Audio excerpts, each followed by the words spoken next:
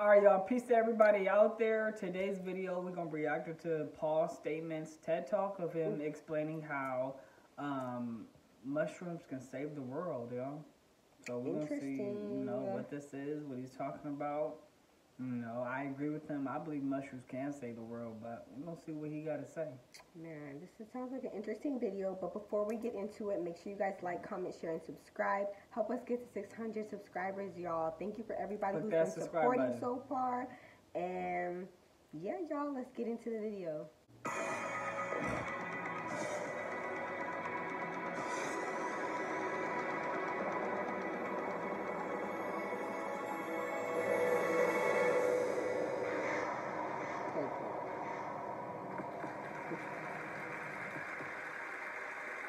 I love a challenge, and saving the Earth is probably a good one. We all know the Earth is in trouble. We have now entered into 6X, the sixth major extinction on this planet. I often wondered if there was a united organization of organisms, otherwise known as and every organism had a right to vote. Will we be voted on the planet or off the planet? Man. I think that vote is occurring right now. I want to present to you a suite of 6 mycological solutions using fungi, and these solutions are based on mycelium. The mycelium infuses all landscapes, it holds soils together, it's extremely tenacious, it holds up to 30,000 times its mass. They're the grand molecular disassemblers of nature, the soil magicians. They generate the humus soils across the land masses of Earth. We have now discovered that there is a multi-directional transfer of nutrients between plants mitigated by the mycelium. So the mycelium is the mother that is giving nutrients from alder and birch trees to hemlock, cedars, and Douglas firs. Dusty and I, we like to say on Sunday, this is where we go to church. I'm in love with the old growth forest, and I'm a patriotic American because we have those. Most of you are familiar with portobello mushrooms, and frankly, I face a big obstacle when I mention mushrooms to somebody. They immediately think portobellos or magic mushrooms, their eyes glaze over, and they think I'm a little crazy. So I hope to pierce that prejudice forever with this group. We call it mycophobia, the irrational fear of the unknown when it comes to fungi.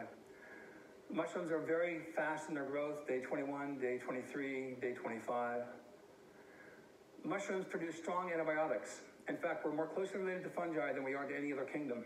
A group of 20 eukaryotic microbiologists published a paper 2 years ago erecting Opisthokonta, a super kingdom that joins Animalia and fungi together. We share in common the same pathogens. Fungi don't like to rot from bacteria, and so our best antibiotics come from fungi. But here is a mushroom that's past its prime. After they sporulate, they do rot. But I propose to you that the sequence of microbes that occur on rotting mushrooms are essential for the health of the forest that give rise to the trees that create the debris fields that feed the mycelium. And so we can see a mushroom here sporulating, and the spores are germinating, and the mycelium forms and goes underground. In a single cubic inch of soil, there can be more than 8 miles of these cells. My foot is covering approximately 300 miles of mycelium. This is photomicrographs from Nick Reed and Patrick Hickey. And notice that as the mycelium grows, it conquers territory, and then it begins to net. I've been a scanning electron microscopist for many years. I have thousands of electron micrographs. And when I was staring at the mycelium, I realized that there are microfiltration membranes. We exhale carbon dioxide, so does mycelium. It inhales oxygen, just like we do. But these are essentially externalized stomachs and lungs. And I present to you the concept that these are extended neurological membranes. And in these cavities, these microcavities form, and as they fuse soils, they absorb water. These are little wells. And inside these wells, the microbial communities begin to form. And so the spongy soil not only resists erosion, but sets up a microbial universe that gives rise to a plurality of other organisms.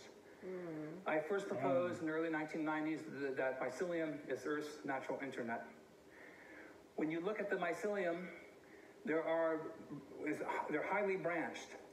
That's cool how nature works, in harmony and works together. That's cool to see that, You usually see humans being able to work together or animals being able to work together.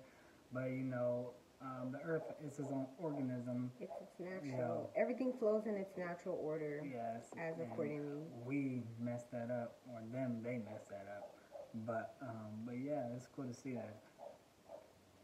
And if there's one branch that is broken, then very quickly, because of the nodes of crossing, internet engineers maybe call them hot points, there's alternative pathways for channeling nutrients and information. The mycelium is sentient. It knows that you are there. When you walk across landscapes, it leaps up in the aftermath of your footsteps, trying to grab debris. This I don't want to compare it to this, but I'm getting like an upload, like something is telling me to say this. But like he said, fungi and us, we're very similar. We're the closest to it. So I'm thinking about like when the fungi decays. So once it dies, he says like how it goes, it's going underneath the soil, and then it just makes its own universe.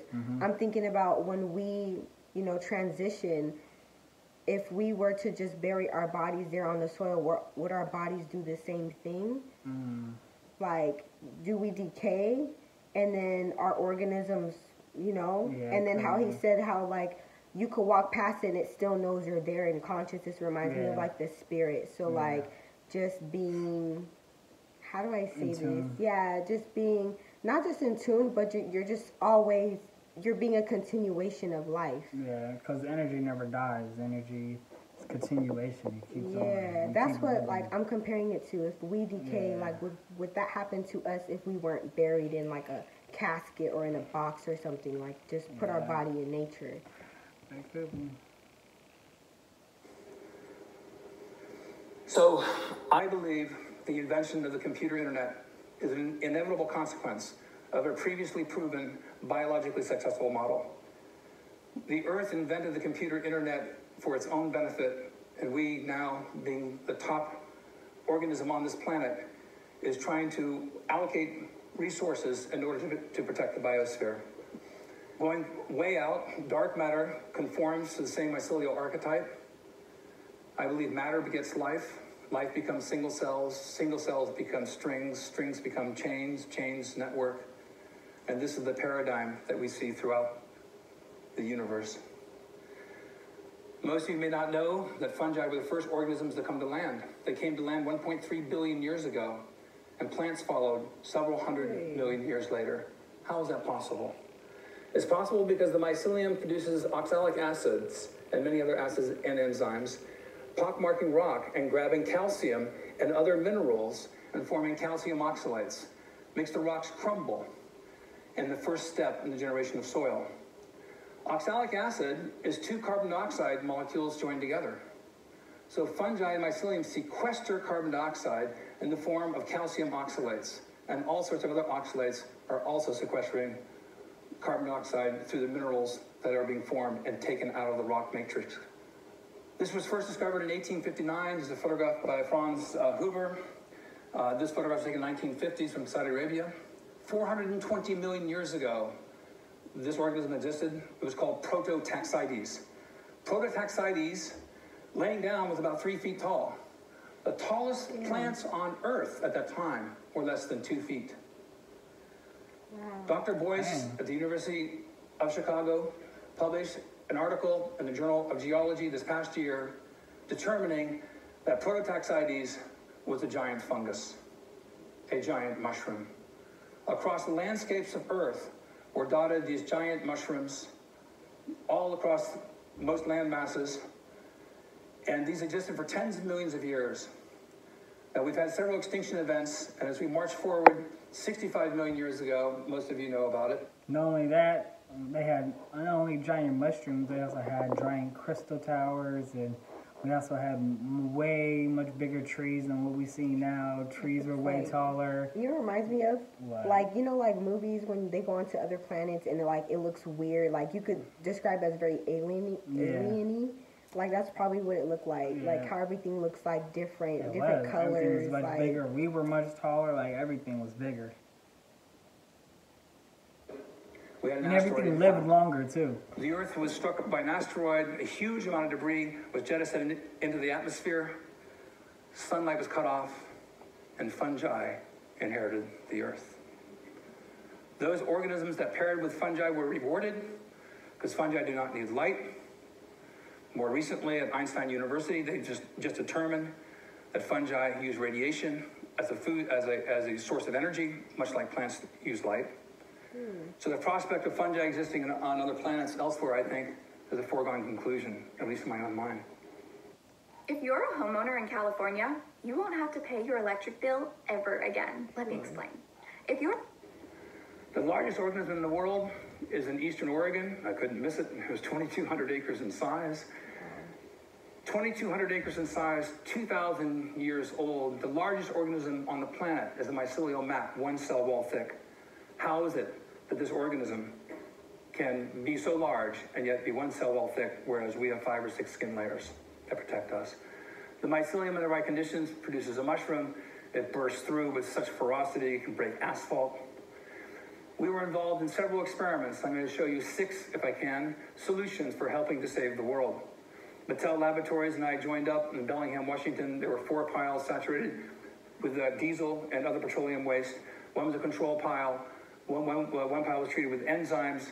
One pile was treated with bacteria, and our pile we inoculated with mushroom mycelium. The mycelium absorbs the oil. The mycelium is producing enzymes, peroxidases, that break carbon-hydrogen bonds. These are the same bonds that hold hydrocarbons together. So the mycelium becomes saturated with the oil, and then when we returned 6 weeks later, all the tarps were removed, all the other piles were dead, dark, and stinky. We came back to our piles covered with hundreds of pounds of oyster mushrooms, and the color changed to a light form.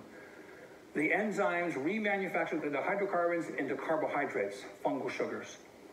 Some of these mushrooms are very happy mushrooms. They're very large. They're showing how much nutrition that they could have obtained. But something else happened, which is an epiphany in my life. They sporulated. The spores attract insects. Insects laid eggs.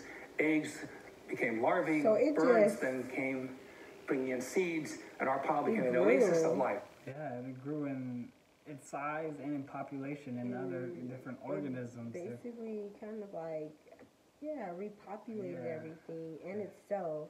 Yeah, so that shows, like, no matter what, no matter if there was another asteroid that killed everybody here, like, they're going to be able to reproduce and just collect everything from around it and just all the other fungi, and they just all come together and they just and eventually it'll probably make new species next time. Probably have half human, half something next time. You know, we don't know. From 10,000 parts per million to less than 200 in 8 weeks. The last image we don't have, the entire pile was a green berm of life. These are gateway species, vanguard species that open the door for other biological communities. So I invented burlap sacks, bunker spawn, and putting the mycelium using storm-blown debris.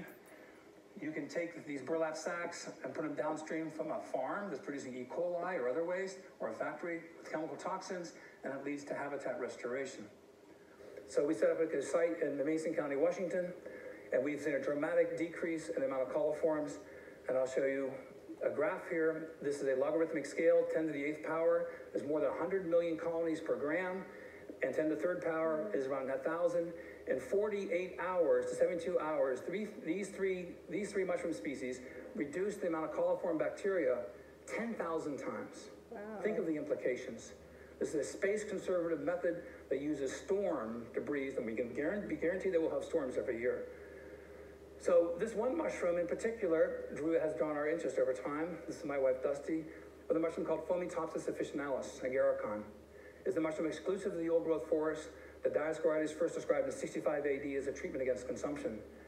This mushroom grows in Washington State, Oregon, Northern California, British Columbia, now thought to be extinct in Europe. It may not seem that large. Let's get closer. This is extremely rare fungus. Like a rock. Our team, and we have a team of experts that go out. We went out 20 times in the old-growth forest last year. We found one sample to be able to get into culture.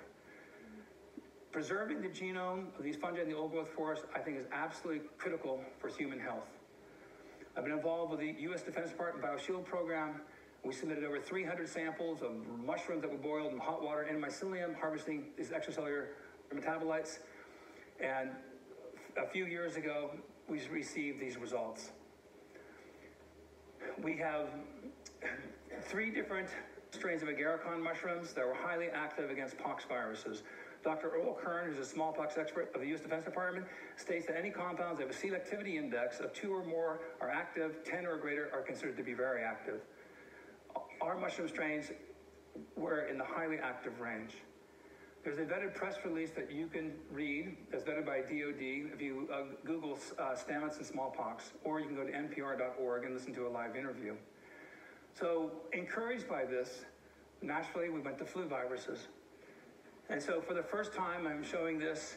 We have 3 different strains of agarikon mushrooms, highly active against flu viruses. Here's the selectivity index numbers. Against pox, you saw 10s and 20s. Now, against flu viruses, compared to the ribavirin controls, we are having extraordinarily high activity. And we're using a natural extract within the same dosage window as a pure pharmaceutical. We tried against flu A viruses, H1N1, H3N2, as well as flu B viruses. So then we tried a blend, and in a blend combination, we tried it against H5N1, and we got greater than 1,000 selectivity index. I then think that we can make the argument that we should save the old-growth forest as a matter of national defense.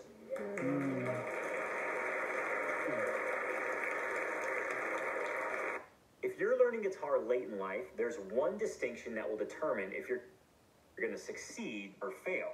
I became interested in entomopathogenic fungi that kill insects. Our house is being destroyed by carpenter ants. So I went to the EPA homepage, and they were recommending studies with Metarhizium species, a group of fungi that kill carpenter ants, as well as termites. I did something that nobody else had done. I actually chased the mycelium when it stopped producing spores. These are spores, this is no spores. I was able to morph the culture into a non-sporulating form. And so the industry has spent over $100 million specifically on bait stations to prevent termites from eating your house. But the insects aren't stupid. They would avoid the spores when they came close. And so I morphed the cultures into a non-sporulating form.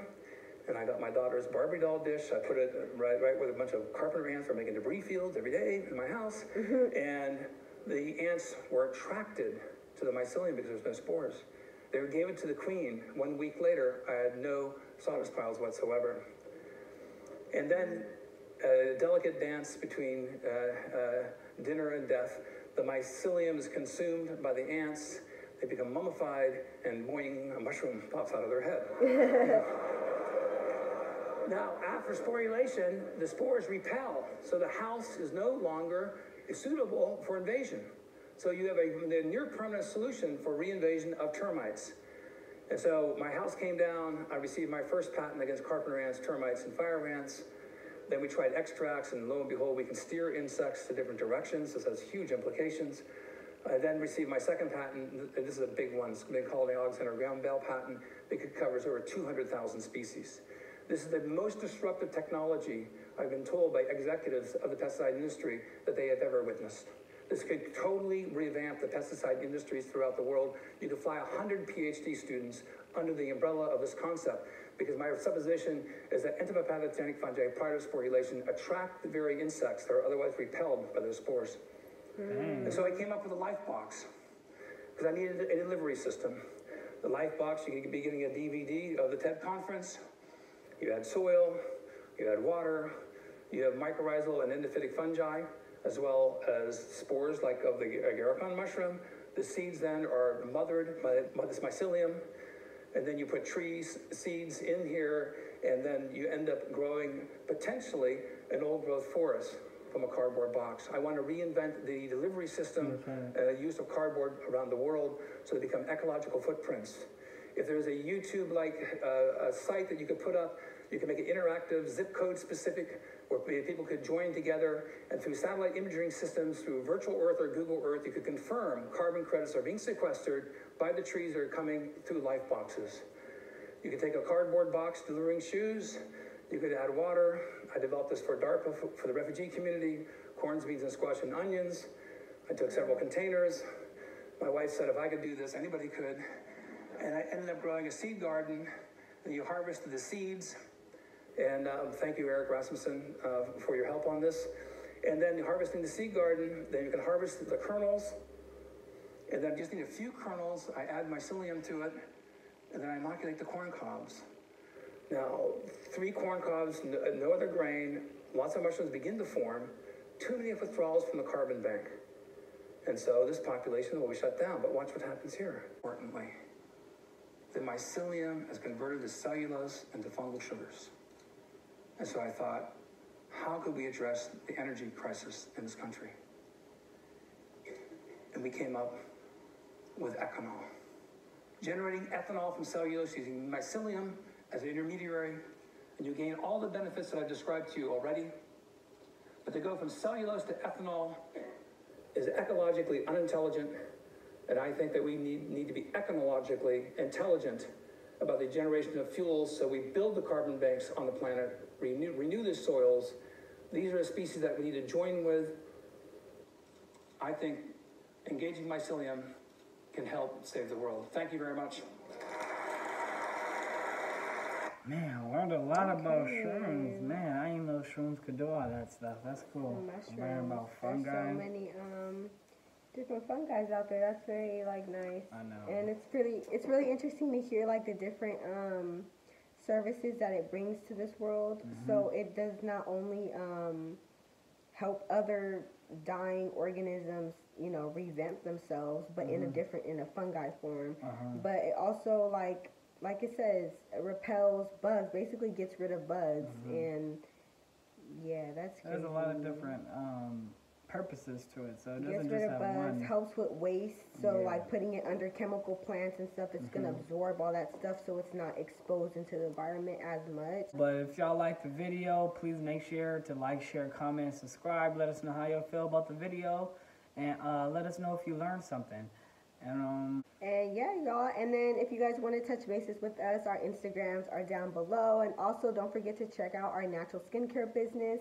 Our link to our website will be down below, so don't forget to purchase. Link, y'all. And yeah, y'all, hope you guys have a blessed one. Hope you guys have a good one, okay? All right. Keep learning.